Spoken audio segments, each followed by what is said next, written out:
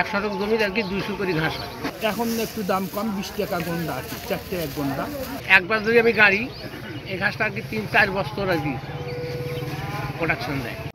গ্রাম অঞ্চলে ঘাস কিনে আনি বাজারে বেশি আর কি, আমরা খেত কিনে নিই আর কি ওই 500-600 টাকা কিনে নিতে আসে মজুরি। 5 টাকা বোঝা, 5 টাকা বোঝা বিক্রি করি। 5টায় 30 টাকাও বেশি, 20 টাকাও বেশি। 5টায় কোনোদিন বাজার দিনটা হাওয়া সেটা ভালো বেচা কিনে হয়। মেলা ঘাস আসে, 20-25 ভ্যান আসে, তারপরও বেচা হয়। ভ্যান্ডা বাড়ি ধরো 15-20 জন আছে ব্যাপারী। আমার বাড়ি হলো দুর্গামতি হাতিগাঁও। আমি ঘাস আবাদ করি প্রায় 5 থেকে 6 বছর। 6 বছর থেকে ঘাস আবাদ করি। 1 শতক জমি ঘাস হয় আমার আর কি 250 শতক। ঘাসটা একবার যদি আমি গাড়ি এই ঘাসটা আর কি 3-4 বছর আর কি প্রোডাকশন দেয়, 4 বছর।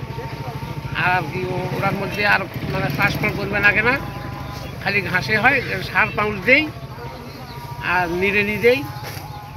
হ্যাঁ, এইভাবে আর কি 4 বছর থেকে আমি চলছি আর কি। 40 দিন পর পর আর কি ঘাস কাটা যায়।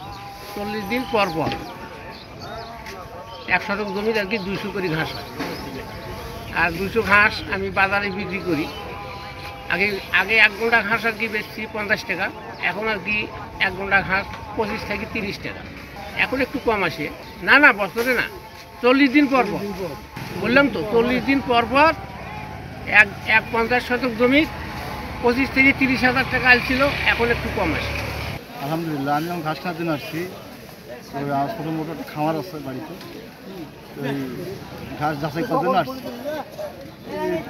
প্রায় 50-100 টাকা ঘাস নিয়ে নিয়ে আবার ঘাস ছেড়ে দিই, এই জন্য আসছি। প্রায় 5-7 বছর থেকে। এখন বর্তমানে একটু সস্তা, একটু আগে একটু বাড়তি গেছে, এখন একটু সস্তা। আমি ঘাস কিনলাম, আমার 3টে গরু, 50 ঘাস কিনলাম আটি। আর আপনার হলো এখন একটু দাম কম, 20 টাকা গন্ডা আটি, 4টে এক গন্ডা। আগে দাম বেশি ছিল, 60-50। মাঠের অলরাউন্ডার আমি, আর ঘরের allrounder Tylox. Tylox toilet cleaner, clean মানেই টাইলক্স। আমি যতটুকু জানি, পীরগঞ্জ উপজেলা 15টা ইউনিয়ন গঠিত। এখানে প্রায় 5.5 থেকে 6 লক্ষ কিন্তু গবাদি পশু আছে।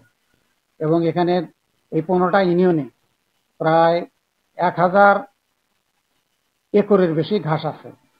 এবং আপনি জানেন যে এখানে ভেন্ডাবাড়ি নামক একটা জায়গা আছে, যেখানে প্রতিদিন আপনি দেখবেন বিকেলবেলা মিনিমাম 45 থেকে 50টি ভ্যান তারা ঘাস নিয়ে আসে। এবং একটা মার্কেটই বসে, যেখানে প্রতিদিন কমপক্ষে 14 থেকে 15 মেট্রিক টন কিন্তু ওখানে ঘাস বিক্রি হয়।